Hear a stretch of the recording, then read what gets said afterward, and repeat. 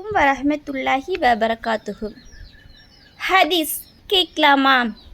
100 கொலை செய்தவனுக்கு பாவ மன்னிப்பு இருக்கா? எப்படி? வாங்க கேட்கலாம்.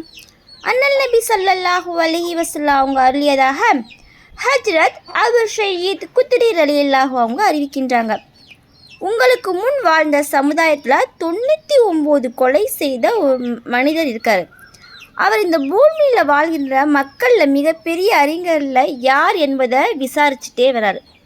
அப்போ ஒரு யூத துறவியை பார்த்து அவர் சொல்கிறாரு, நான் 99 கொலை பண்ணிட்டேன், எனக்கு பாவ மன்னிப்பு இருக்கா அப்படின்னு கேட்குறாரு. அதற்கு அவர் சொல்கிறாரு, அந்த துறவி இல்லை அப்படின்னு சொல்லவுமேவும் உடனே அந்த துறவியை என்ன செஞ்சிட்டார், இவர் கொலை பண்ணிட்டார். அப்போ 100 எண்ணிக்கை ஆயிடுச்சு. அப்போ மறுபடியும் மக்கள்கிட்ட மிகப்பெரிய அறிஞர் யாராக இருக்காங்களா அப்படின்னு சொல்லிட்டு கேட்குறாரு. கேட்டு விசாரித்து அந்த அறிஞர்கிட்ட போகிறாரு. சொல்கிறாரு, நான் 100 கொலை பண்ணிட்டேன், எனக்கு பாவ மன்னிப்பு இருக்கா அப்படின்னு சொல்லிட்டு கேட்குறாரு. உடனே அந்த துறவி சொல்கிறாங்க, ஆம், நிச்சயமாக வழி இருக்குது. அடியானுக்கும் தௌபாவுக்கும் இடையே எந்த விஷயமும் தடையாக இருக்க முடியும், எந்த விஷயம் தடையாக இருக்க முடியும் அப்படின்னு சொல்லிட்டு கேட்குறாரு. நீ இன்னென்ன ஊருக்கு போங்க, அங்கே அல்லாவை வணங்கிட்டு வழிபட்டுக்கிட்டு கொண்டிருப்பாங்க. அவங்கள்ட்ட சில பேர் இரவு பகலாக இபாதத்தில் மூழ்கி இருப்பாங்க. அங்கேயே இருந்து நீங்கள் செஞ்ச பாவத்துக்காக வேண்டி என்ன செய்யுங்க, அல்லாட்ட தௌபா செய்யுங்க. எக்காந்து கொண்டு நீங்கள் பாவம் செய்த ஊருக்கு மட்டும் திரும்பிடாதீங்க அப்படின்னு சொல்லிட்டு சொல்லி அந்த ஊர் மிக மோசமான ஒரு இடமாக இருக்கும் அப்படின்னு சொல்கிறாரு. உடனே அந்த மனிதர் நல்ல வழியை பாதையை நோக்கி, அல்லாவின் பாதையை நோக்கி என்ன செய்கிறாங்க, நடக்கிறாங்க. அதற்குள்ளே அவருக்கு என்ன செஞ்சிருது, மரணம் வந்துடுது. மரணத்தை தன் உயிரை எடுக்கக்கூடிய மலக்குமார்கள் வந்துடுறாங்க. அதில் ரஹ்மத்துடைய மலக்குகளும் அதாபுடைய மலக்குகளும் தர்க்கம் செய்கிறாங்க. 2 பேரும் பேசிக்கிறாங்க. என்ன செய்கிறாங்க, ரஹ்மத்துடைய மலக்குகள் சொல்கிறாங்களாம், இந்த மனிதர் தன் பாவங்களுக்கு தௌபா செய்யணும் அப்படின்ற நோக்கத்தோடு அல்லாவின் ரஹ்மத்தின் பக்கம் திரும்பிட்டார், அதனால் உயிரை நாங்கள் எடுத்துக்கிறோம் அப்படின்னு சொல்கிறாங்க.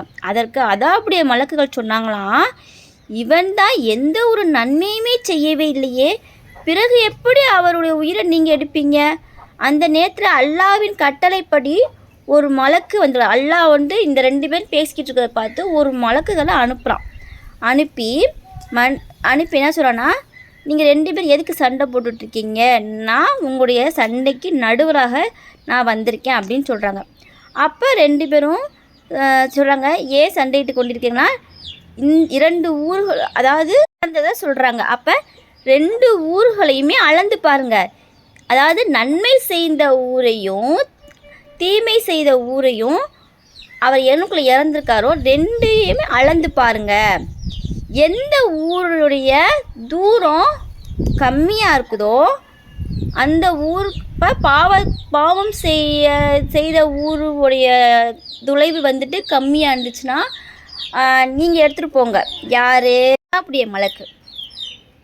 நன்மை செய்யக்கூடிய ஊருடைய தூரம் கம்மியாக இருந்துச்சுன்னா ரஹ்மத்துல் மலக்கள் எடுத்துக்கிறோட்டும் அப்படின்னு சொல்லிட்டு தீர்ப்பு சொல்லிட்டாங்க.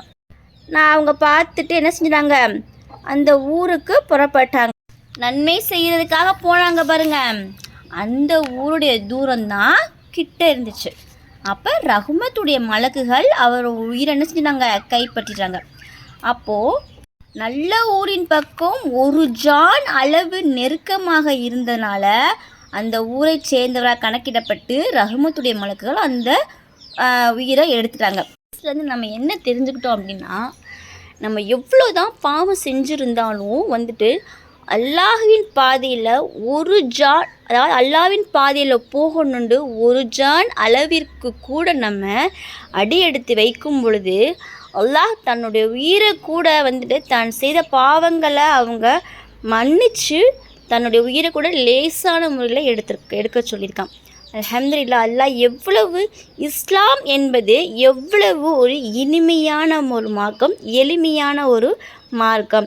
அப்போ நம்ம நல்ல விஷயங்களை கெட்ட விஷயங்களை விட்டுட்டு நல்ல விஷயங்களின் பக்கம் நம்ம அதிகமாக போகிறதுக்கு என்ன செய்யணும், முயற்சியை நம்முடைய ஒவ்வொரு நாளும் ஒவ்வொரு நிமிஷமும் எடுத்துகிட்டே இருக்கணும்.